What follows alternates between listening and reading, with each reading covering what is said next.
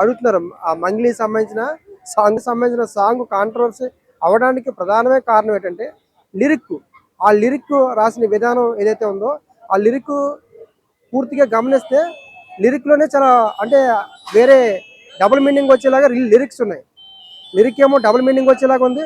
Costume చూస్తే తెలంగాణ ప్రాంతం సంబంధించిన కాస్ట్యూమ్ డిజైనింగ్ ఉంది.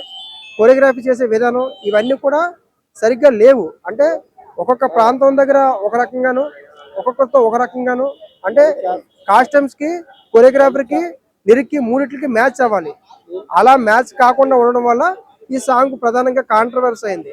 సో సాంగ్లు అనేక రకాలుగా కాంట్రవర్సీ అవుతాయి. సో ఎప్పుడైనా సరే ఒక ప్రాంతాన్ని తక్కువ చేసి అంటే తక్కువగా చూపించడం కానీ ఆ రకమైన వాతావరణం లిరిక్లో ఉండకూడదు. ఇంకో విషయం ఏంటంటే లిరిక్ కంటే మ్యూజిక్ని డామినేట్ చేసింది. ఇప్పుడు ఈ సాంగ్లో నేను ఎంత డెప్త్గా చూద్దామన్నా సరే మ్యాచ్ అవ్వట్లేదు. లిరిక్ అంటే మ్యూజిక్కే డామినేట్ చేసింది. అంటే కావాలని ఈ లిరిక్ని రాయించి ఈ లిరిక్ని మ్యూజిక్ అని డామినేట్ చేసేలాగా చూపించారు. అందువల్ల ఇప్పుడు మంగ్లీ సాంగ్ అనేది కాంట్రవర్సీ అయింది.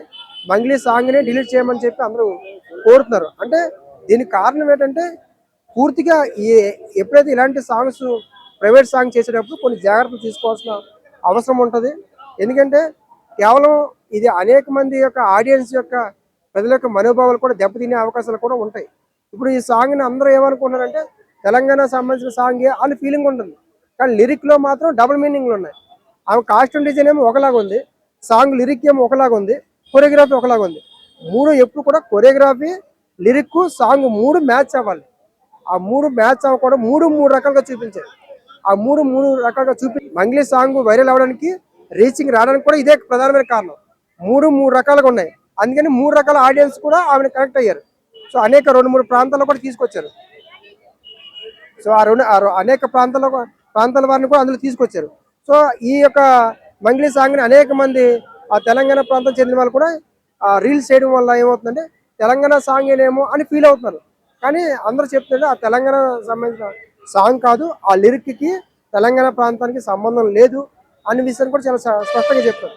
కాబట్టి ఇలాంటి సాంగ్ తీసేటప్పుడు ఖచ్చితంగా జాగ్రత్త తీసుకోవాల్సిన అవసరం ఉంటుంది.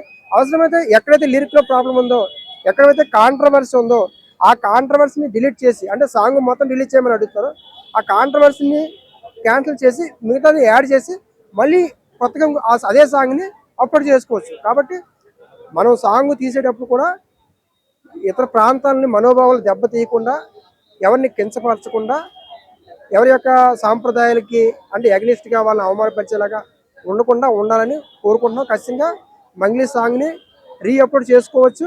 ఆ సాంగ్లో కొన్ని మాడిఫికేషన్ చేసుకుంటే కనుక ఎటువంటి అభ్యంతరం ఉండదు. లేదంటే రేపొద్దున మళ్ళీ ఆమె ఇంకా వేరే సాంగ్ తీసుకొచ్చినా సరే మళ్ళీ ఇలాంటి కాంట్రవర్సీ వచ్చే అవకాశాలు కూడా చాలా ఎక్కువ ఉంటాయి.